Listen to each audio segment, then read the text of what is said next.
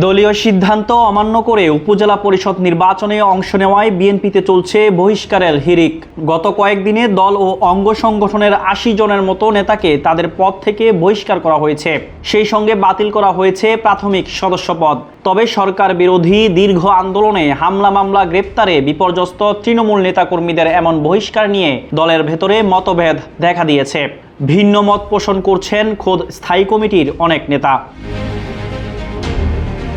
সাংগঠনিক হিসাব নিকাশ, জাতীয় নির্বাচনের পর নেতাকর্মীদের মানসিক অবস্থা, স্থানীয় সরকার নির্বাচন ঘিরে এলাকাভিত্তিক নানা ইস্যুসহ সার্বিক পরিস্থিতি বিবেচনায় উপজেলা নির্বাচনের স্বতন্ত্র প্রার্থীদের বিষয়ে নমনীয় থাকার পক্ষে মত দিয়েছিলেন তারা।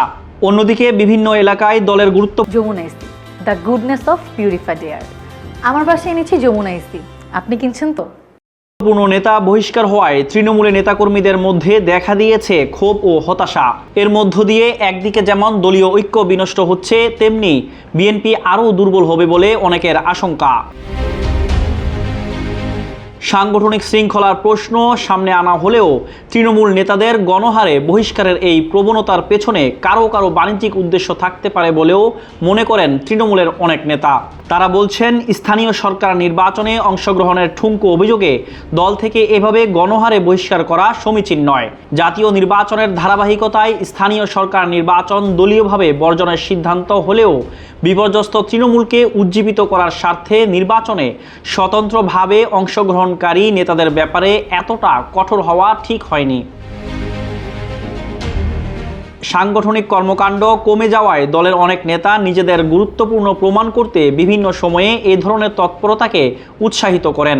বহিষ্কারের পর পদ ফিরে পেতে অনেকেই গুরুত্বপূর্ণ নেতাদের কাছে ধর্ণা দেন। অনেক ক্ষেত্রে বহিষ্কারাদেশ প্রত্যাহারের জন্য আর্থিক লেনদেনও হয়ে থাকে। উপজেলা নির্বাচন ঘিরে ব্যাপক বহিষ্কারের পেছনেও কারো কারো সে ধরনের উদ্দেশ্য থাকতে পারে। বিএনপির বেশ কয়েকজন সিনিয়র নেতাসহ একটি বড় অংশ মনে করে আন্দোলন সংগ্রামে যারা মাঠে ছিলেন তাদের এভাবে বহিষ্কার করায় দল উল্টো ক্ষতিগ্রস্ত হচ্ছে। জেল জুলুম উপেক্ষা করে আন্দোলনে থাকায় তাদের যেখানে পুরস্কৃত করার কথা সেখানে উল্টো শাস্তির আওতায় আনা হচ্ছে। এমন সিদ্ধান্ত সংগঠনের জন্য বুমেরাং হতে পারে।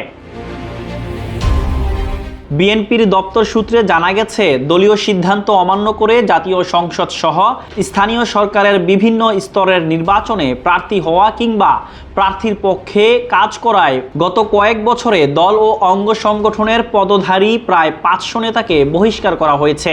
এর মধ্যে দ্বাদশ সংসদ নির্বাচন ঘিরেই বহিষ্কার হন শতাধিক নেতা। বাকিরা সিটি কর্পোরেশন, উপজেলা, পৌরসভা সহ স্থানীয় সরকারের নির্বাচনে অংশ নিয়ে বহিষ্কৃত। এছাড়া সাংগঠনিক শৃঙ্খলা ভঙ্গের অভিযোগে বিভিন্ন সময় দলটির আরও কিছু নেতাকেও বহিষ্কার করা হয়েছে। পরে দলে ফিরতে ভুল স্বীকার করে আবেদনের পরিপ্রেক্ষিতে ২০ থেকে ২৫ জনের বহিষ্কারাদেশ প্রত্যাহার করা হয়েছে। এছাড়া আরও অনেকের আবেদন দপ্তরে জমা রয়েছে। তবে বহিষ্কৃত নেতাদের জন্য বিএনপির দরজা সহজে খুলছে না বলে দলীয় সূত্রে জানা গেছে।